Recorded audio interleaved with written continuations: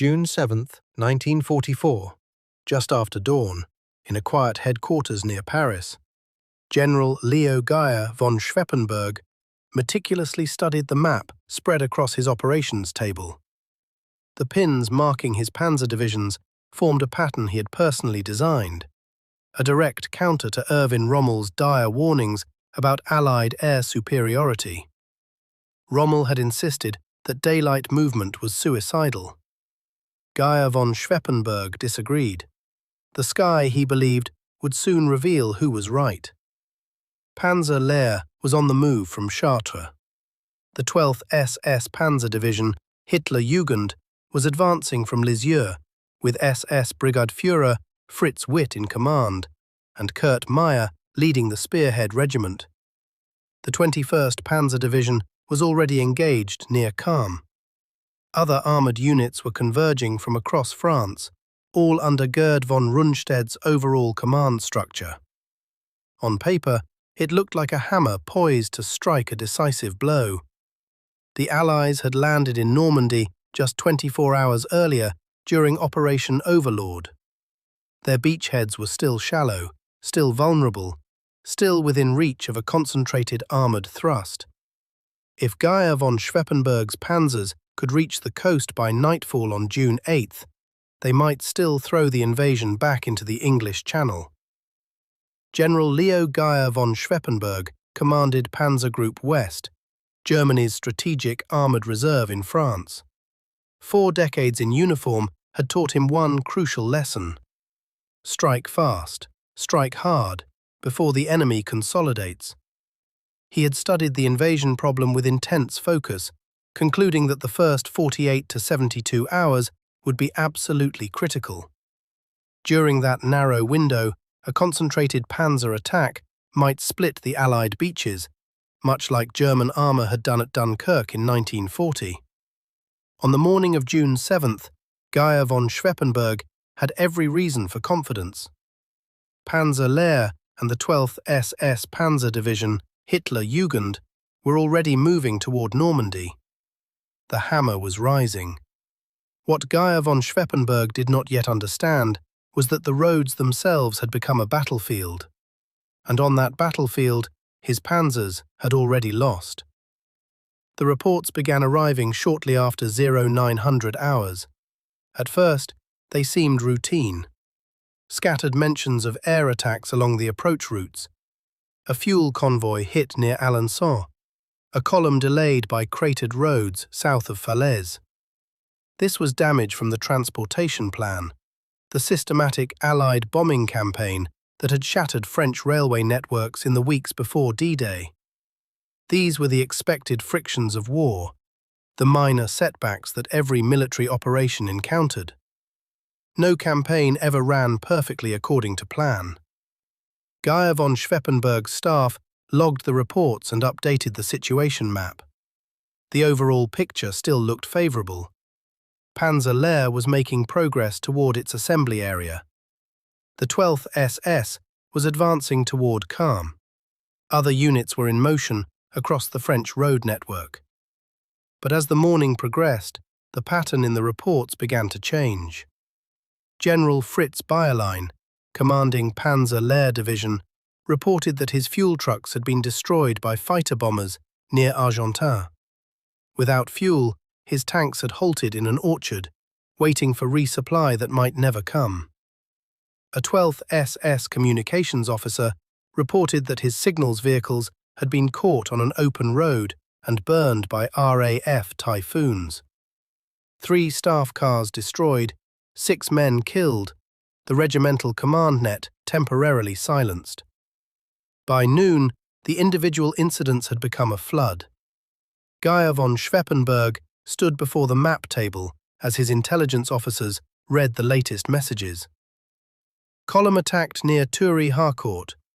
14 vehicles destroyed by P-47 Thunderbolts. Ammunition convoy hit outside Geyr. Explosions continuing for 20 minutes as shells cooked off in burning trucks. Tank transporters caught on the Falaise road. 5 Panther tanks lost before they could even reach the battlefield. What Geyr von Schweppenburg could not see from his headquarters near Paris was the machine the Allies had built above the roads of France. By June 1944, the Western Allies controlled an air force of staggering size and sophistication.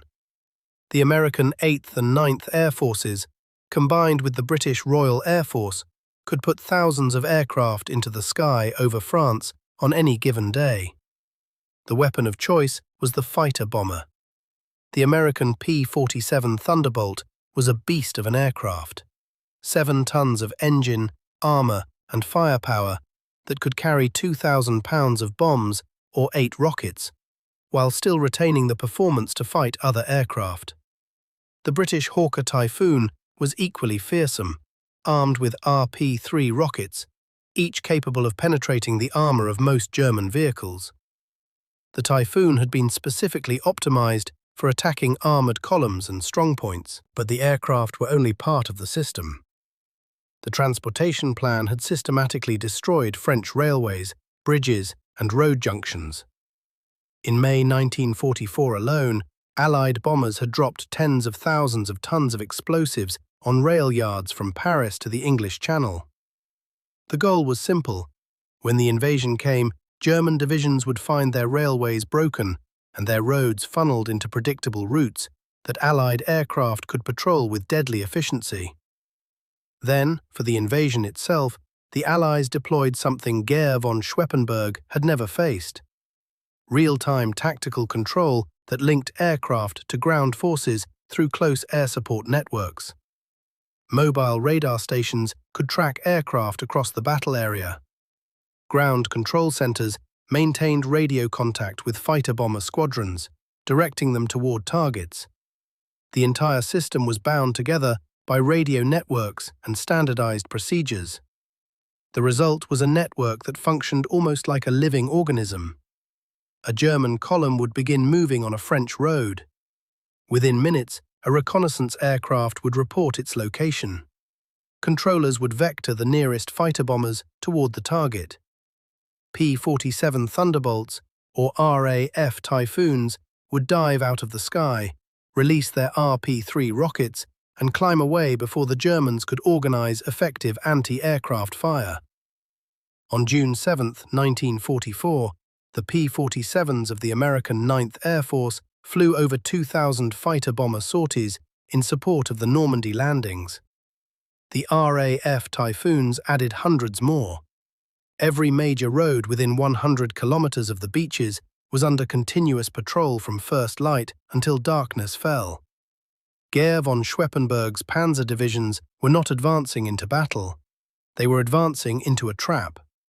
By 1500 hours on June 7th, the reports reaching Panzer Group West headquarters had become impossible to ignore. Panzer Lehr Division, the elite formation that Geyr von Schweppenburg was counting on to spearhead the counterattack, was bleeding on the roads south of Caen. General Fritz Bayerlein had reported that his columns were under continuous air attack. Fuel trucks were burning, ammunition vehicles were exploding, half-tracks carrying panzer grenadiers were scattered across the French countryside. Bayerlein himself had nearly died that morning.